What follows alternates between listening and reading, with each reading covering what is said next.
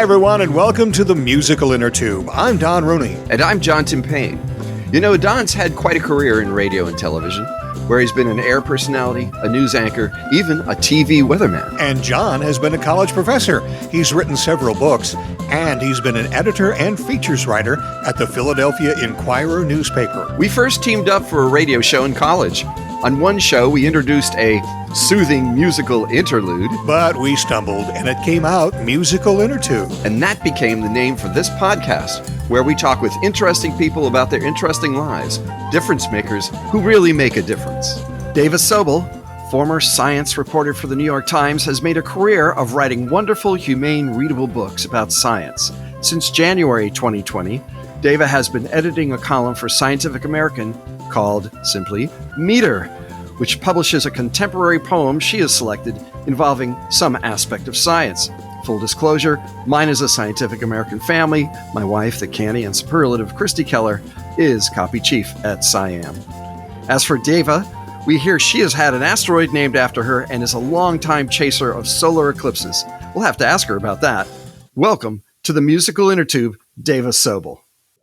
Thank you. I'm happy to be with you. So, to begin, how did you get roped into this gig? And what has the experience curating Meter been like so far? I am happy to say that I roped the magazine in instead of the other way around. I learned that Scientific American, in its very earliest iteration, published poetry in every issue. This was back in the 1800s. And it occurred to me that it would be nice if they revived that tradition. I have had a special love of poetry about science for about 40 years, and I've collected a lot of it. And my thought was that I would mine this collection, if allowed, for the magazine, and maybe link each poem to something current in scientific research, and maybe write an accompanying paragraph or so. So I took the idea to the magazine. I could name names if you like. Sure, please. I started with Clara Moskowitz, the senior editor for Space and Physics, because years before, when Clara was a science writing student, she had called to interview me for some class essay. And I remembered her. And then some years later, she showed up at the launch of one of my books, and she was now at Scientific American, which was just terrific. And then I'd also seen her at a couple of meetings, and she was the only person I knew on the staff. And then she liked the idea, but went higher.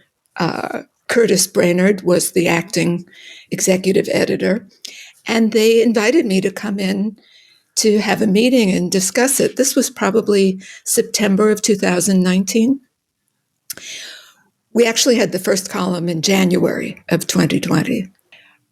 I prepared all weekend for this meeting. And then when I got there, it seemed they were all for it. I didn't have to convince anybody of anything. And Curtis had come up with the name Meter for the column, which I thought was perfect. I still think it's the perfect name for the title. He was not at all interested in my 40-year haul of science poems. He said, no, we want all new poems. Wow. So that was Curtis who said that. Wow. Totally different. Wow. So it's September. And as you know, John, the magazine works very far in advance. Yes, it does. So I said, well, the only way I could possibly get an original poem for the January issue would be to call my longtime good friend Diane Ackerman and ask her to write something. And they said, oh, that would be fine. So that's what I did. And she came through, and we've just been rolling ever since. The way it's set up now, Dava, do you commission the poems, and also I noticed that some of them are illustrated and that sort of thing. Do you do all of that and then deliver it to the magazine, or is there some sort of a give and take? I do all the commissioning, but I also do all the receiving of the unsolicited poems, because I want to tell you the poets of the world have been waiting for this opportunity. And I get a large number of poems from all sorts of people. The first one came from a Pulitzer Prize winning poet, Forrest Gander. Just heard about it and sent me a poem, and it was gorgeous. But I also hear from would-be poets. And I recently got a letter from a high school student in India with a poem. And she said the most wonderful thing. This is an aspiring astrophysicist. She said she'd never realized that there could be a connection between science and poetry until she saw the meter column. And that just, I'll float on that for a couple of months, I think. You know, it's interesting because what she's saying goes back to your taste and a shared taste that I share with you for poetry that has either science as a topic or has the sensibility of science operating within it. I mean, there has been, depending on how you want to define such things, science has been a topic in poetry for hundreds of years. Yes. And I think I would even say longer than that. Yes, of course. And yet people do not generally connect the two. And I wonder why that is. You know, I often wonder why that is, because poets have to pay attention. That's the first thing they have to do. We have to be detail oriented and concrete and get a sense of things. And of course, we have to know about language and dwell within language. But still, people don't think of poetry as being tuned to science. I wonder if you've gotten any mail or people have spoken to you about that. Most of the mail I get comes from people who very much see the connection, feel the connection. Also, some of the contributors to the column have been scientists. Yes, I noticed that. Yeah. So it works that way too. But to answer Don's question, I do not have anything to do with the illustration. So I turn in the poem and a little biographical note about the poet. And then Michael Mrack at the magazine and his staff in the art department look for, I don't even know who does this, but they look for the appropriate image. Once, I believe they commissioned artwork, but usually they find something that is just the perfect already existing image. And it's usually a couple of months after I turn in the poem that I see a first proof of what the page will look like. And I'm invariably thrilled. Well, of course, you have a magazine which has based much of its prestige on the artwork. People forget that it's a richly illustrated magazine, and it has to be spot on. It has to be right. This is science. Yes. This is science after all. And yet there's Right. much of it that has to do with the imagination and with the fancy, because science engages that, of course. Yeah. And there was one case where the poem was about geology. This was a poet named Janet McFadden, and her husband's a geologist. So she had photographs of the site that she wrote about, and she sent me those. But the quality of the photographs was not up to the standards of the magazine. So they did something else instead that had more color, more artistry. so I'm thinking too about studies that I've read that say people who play a musical instrument are also very good at mathematics. That there is an intertwining between the two, and the push towards STEM education in schools now, science, technology, engineering, and math. A lot of people have added an A to make it STEAM, to put the arts in there, because they think the arts also are something that should be entwined in that. And I would like to get your idea on that, having talked to scientists and poets for a long, long time. Do you get the idea that there is some sort of common brain ground in there? I do. I definitely do. Music used to be taught as a branch of mathematics. And the biggest connection that I've encountered in my personal life is the music astronomy link. Virtually every astronomer I've ever met plays an instrument or sings with a group. It's and this goes back in history too. Galileo was a musician. Huygens was a musician. Kepler wrote about music. It's joined. Right, and Einstein was famously a violinist. The violin. Or wanted to be, yes. Mm-hmm. And at the Harvard Observatory actually had its own in-house orchestra. Oh, wow. Well, and again, one of the things that you can do at many observatories around the country and around the world, I'm sure, is go for a night where they will open up the ceilings where they put pictures of the sky and play it along with music, and have a musical accompaniment to stargazing. And it makes all the sense in the world, I think. Of course, I would. Let's talk about the fact that you have, what is it, an asteroid named after you? You also have an interest in astrophysics?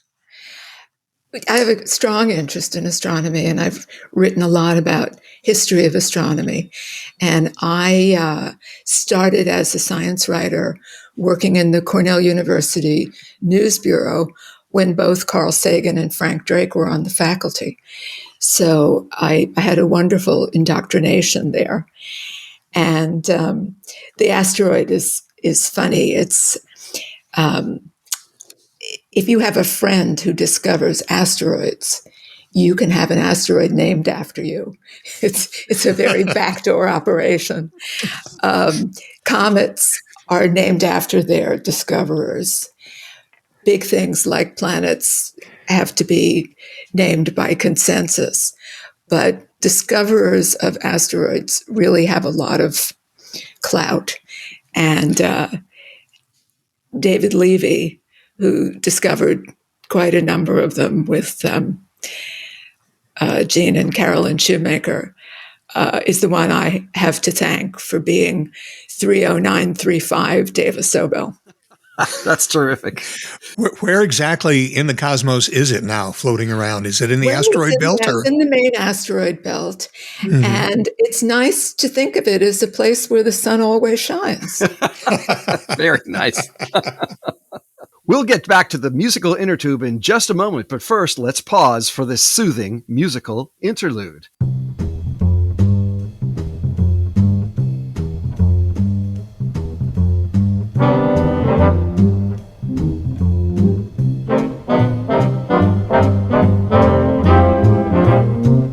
Dava Sobel, former science reporter for the New York Times, has made a career of writing wonderful, humane, readable books about science. They include Longitude, 1995, a book about John Harrison, a carpenter who invented the marine chronometer, which solved the problem of calculating longitude while at sea. It was made into a 1999 film you might have seen on A&E. She also wrote Galileo's Daughter, which was nominated for a Pulitzer Prize in 2000. Also, A More Perfect Heaven, How Copernicus Revolutionized the Cosmos, in 2011. And in 2016, she wrote The Glass Universe, How the Ladies of the Harvard Observatory Took the Measure of the Stars. For more on Dava's work, check out her website, Dava Sobel, that's DavaSobel.com. And now, more with Dava Sobel, Don and John, and the musical Innertube. So I think at this point, let's go to the reading section of our session with Dava Sobel, and I can go first because I'm making you two read. So I should read first, so that you can go first. But I think we should say that you chose all the selections. That's right. That's a very good point. Because if you are the curator in this particular situation, John. Right. For me to choose, I would offend everyone who had not been chosen. Yes, exactly. So I want to be on record that these were not my choices. Yeah, I thought that But I approve. Oh, thank you. Yes, and I think that's absolutely right. But then I like all the poems. So I would have approved whatever choices you made. So the first one that I'm going to read is from the September 20th issue of Scientific American.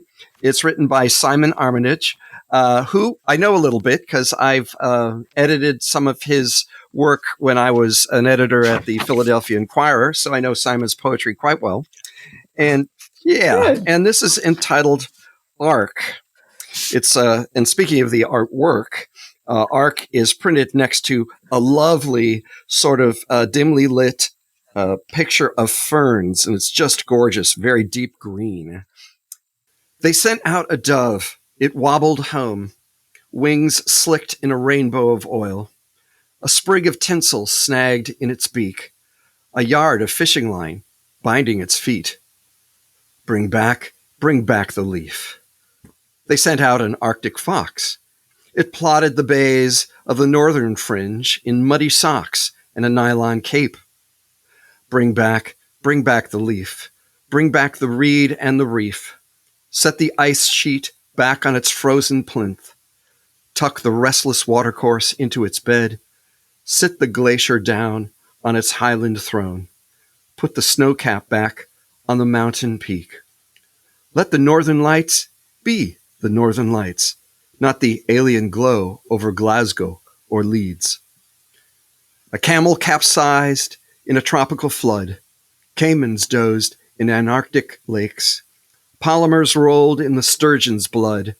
Hippos wandered the housing estates. Bring back the leaf. Bring back the tusk and the horn, unshorn. Bring back the fern, the fish, the frond and the fowl, the golden toad and the pygmy owl.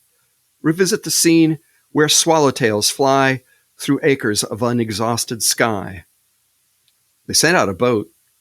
Go, little breaker, splinter the pack ice and floes, nose through the rafts and pads of wrappers and bottles and nurdles and cans, the bergs and atolls and islands and states of plastic bags and microbeads, and the forests of smoke.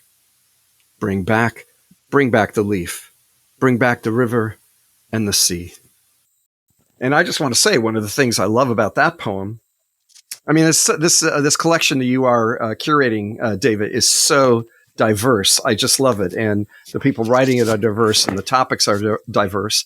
And this one it owes something to the ballad form and to the song form. You can hear something like a repetend or a chorus going through it.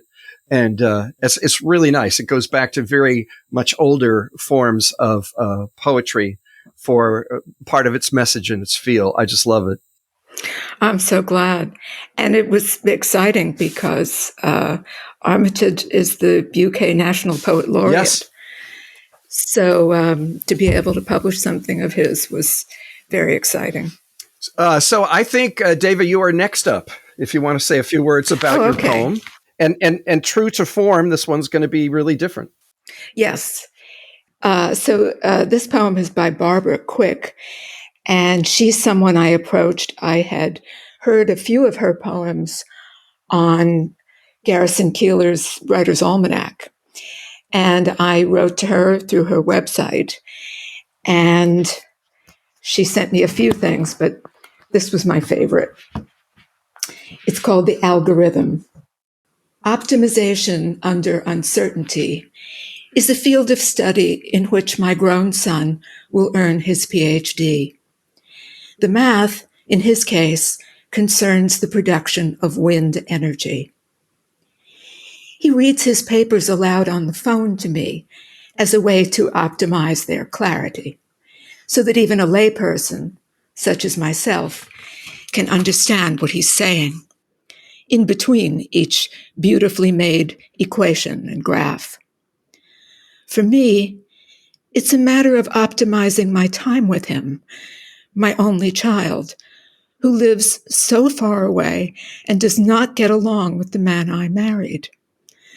I'm looking for the algorithm that can minimize the pain entailed for all of us in this awful situation. One needs to account for the inconstancy of the wind's strength and direction, and how best to cant the rotor's turning blades, and how the power produced is affected by the wakes created when lots of turbines are working in concert together.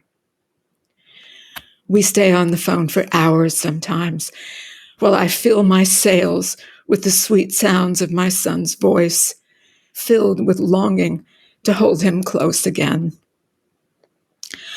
I admire the choice he's made to apply his gifts in ways that can make the world a better place, even though uncertainty is omnipresent and must be factored in to every calculation. And that's so different from Simon's poem. I mean, do you want to talk about, I mean, it's a very moving poem. Do you want to talk about what, I mean, I have a catch in my throat just hearing you read it. As a parent. Yeah. Yeah. It gets me every time. Yeah. Very personal. That's one of my tests for all the poems, though, is they get me every time. I can read them over and over again, and I feel they still retain their impact. We have had every which sort of poem: free verse, blank verse, villanelle, ghazal, it's limericks, Clara Hughes. I love having the different forms of poetry included, the different spirits, the different scientific topics. I really try to vary that from issue to issue as well, although I'm not sure anyone else notices. Oh, they notice. Don't worry. Okay. I think so. Now, the one that John has asked me to read is a Clara Hugh. Yes. Can you tell us what a Clara Hugh is?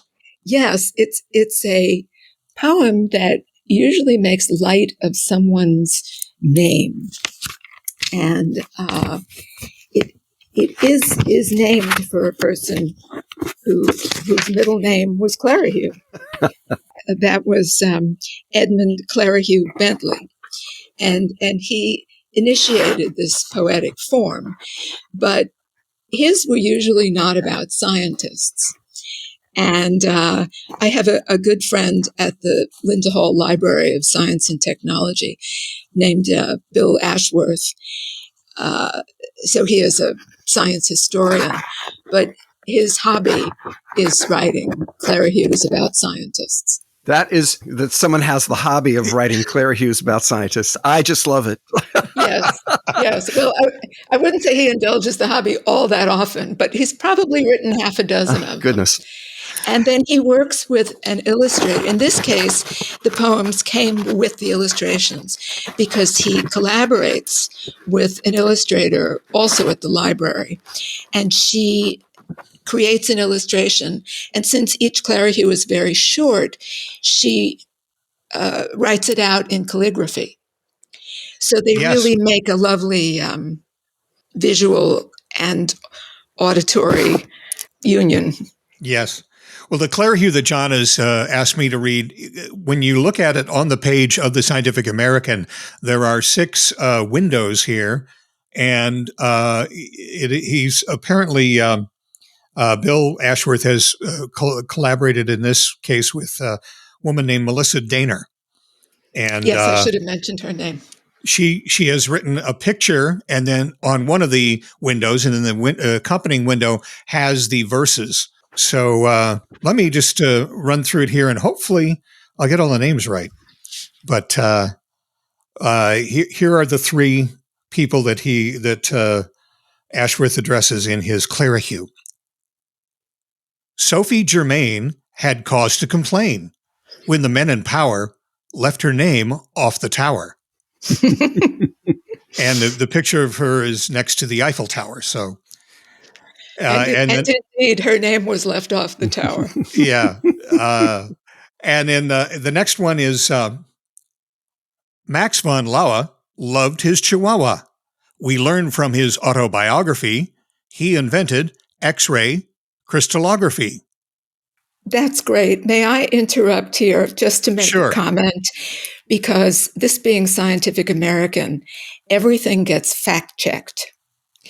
And I received a note about that, Clara Hugh, from the fact-checker, just wanting to make sure I knew that there was no evidence that Max von Laue owned a dog. Well, it's great to know that you have backup. I am very confident. Yes, he loved his imaginary Chihuahua. Yeah, whatever. That's right. I mean, who knows that it was a real Chihuahua? It's not specified. Exactly. He could have loved Chihuahuas, but not actually had one because he's allergic or something like that. That's a delightful poem. It's Clara Hughes are very playful. They find the music in names, and the more outlandish the name, the better. And in each case, with these scientists, even with the imaginary Chihuahua, you do get an insight into a moment in the scientist's life. So there's an interest there in biography and what makes scientists both peculiar and both the same and different from the rest of us. Yeah, and in Clara Bentley's defense, he did write one of the early ones about Humphrey Davy. And I think it went, Sir Humphrey Davy abominated gravy. He lived with the odium of having discovered sodium. That's salty dog. Oh, my goodness. So they're fun. Yes, there you are. Yeah, they are fun. There's one more here if you'd like to hear. Yes, sorry. James Clerk Maxwell could not play the sax well, but he won raves for his electromagnetic waves. And again, I don't know anything about his saxophone playing. Yeah, probably there's nothing to know. I don't have any evidence that he played any musical instrument, but Yeah. There you go. There you go. It's right up there with the imaginary Chihuahua. Right. And I was just reading something the other day that was saying that Maxwell, although of course he's very famous, in that breakthrough of discovering electromagnetic waves, really took a step which made tons of 20th century science possible, including Einstein's theories of relativity and even quantum mechanics in some ways, understanding that particles can be both a wave and a field simultaneously. It's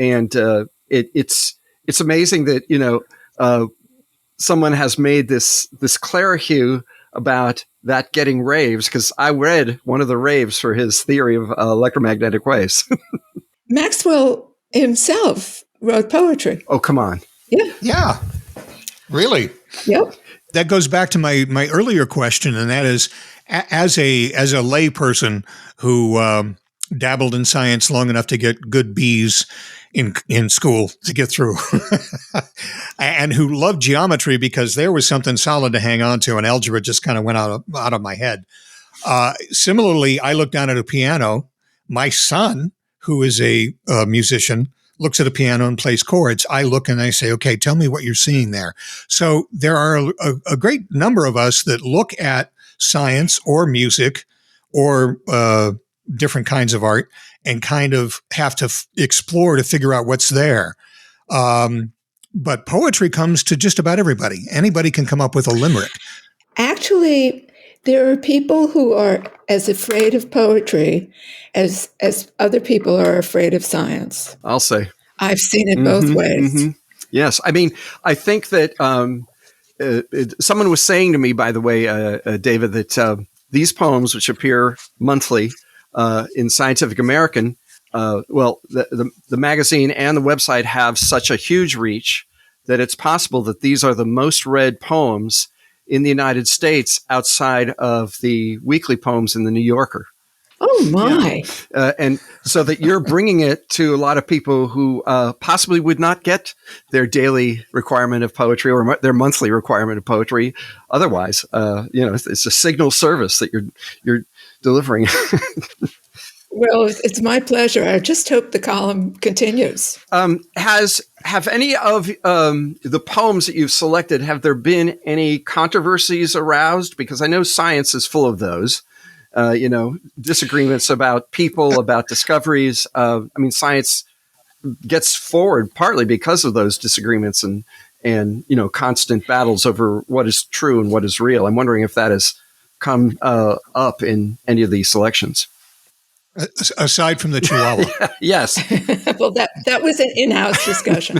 Oh, okay. I have not heard anything. I hear very little from readers who are not poets. Usually if someone writes to me to say, I'm enjoying this so much, it's a poet with a poem to submit. I don't hear from others, and I certainly haven't heard any controversy. And that might be a bad thing. I mean, maybe people are just skipping over that page. I really can't say. What do you do with the poems that have been submitted to you that don't make the magazine? Do you have a collection of those? And what are you going to do with those? Well, I write back to the poets, and I try to be extremely gentle because I've received my share of rejection letters. And I try to explain why I'm not accepting it. And sometimes that turns into a dialogue. For example, some of the poems just don't say enough about science. They might have a scientific term in the title or in the first line, but then they go off and talk about something else. And I say, you could have this poem published anywhere.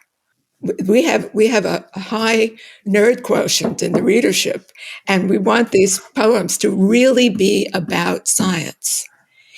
And sometimes that has turned into an ultimate success. The poet says, oh, I see what you mean. And then we're good. And sometimes they're too broad. They cover too wide a swath of something. So they just don't work as well as a poem that really focuses on a particular person or thing. That is one thing that I've noticed in these poems is they arise from a very identifiable nexus between science and sensibility, I guess is what I would say. Barbara Quick's poem, which you read so beautifully, it's got this beautiful balance between talking about a mother's personal life with her son and the engineering of wind farms. And you would have thought, well, the two don't have a connection, but they sure do in this poem. And so, she made it work. She made it work. She found a way to do that. And not all the poems are like that. Obviously, this is Oh no, hers is quite unusual. Yes. There's usually not so much of a personal statement. But I wouldn't give this poem up for anything. I mean, I'm looking at it again and thinking, boy, that's good. It's such a great poem. And or the Clarahues, which are so playful. And I share your hope that this meter goes on as long as it can, because it's such a wonderful thing. I read Scientific American, obviously, every month. Yes, I've been reading it since I was in high school, which is a long time.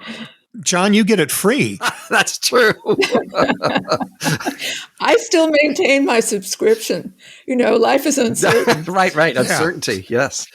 Good for you. And Dava, we should have you on a second time so we can talk to you about your novels, which are just this other world that you've created. I'll take that as a compliment, but they're nonfiction. And that's what you were nominated for the Pulitzer for, I think, was nonfiction writing. Well, you can nominate yourself for a Pulitzer. I didn't know that. Being nominated is no great shakes, but I was a finalist once, so that was very exciting. That meant that people read your book and really liked it. Yeah, I'll come back. This is fun. We'll definitely have you back, Dava. Thank you very much for talking to us today. And I wish I had a poem to end on, but, A man from Nantucket keeps coming into my mind. I don't think we want to. No, don't go there. Dava Sobel, thank you so much for coming to the Musical Innertube, and we hope to have you back soon. This has just been wonderful. Thanks for inviting me. Thank you for listening to the Musical Innertube. You can get in touch with us by email. We're at musicalinnertube, all one word, @gmail.com. You can also follow us on Twitter. Our Twitter handle is @MInnertube. Capitalize the M and I. Our webpage is Musical Innertube. That's musical spelled with 2 A's, .libsyn, that's spelled LIBSYN.com. The Innertube is available on Amazon Music, Audible, Facebook, YouTube, Apple Podcasts, Google Podcasts, Stitcher, Spotify, SoundCloud, iHeartRadio Podcasts, and anywhere that you get your podcasts. Like us and give us a good review on any of those platforms. And as always, thanks to virtual band Car Radio Dog for our theme music.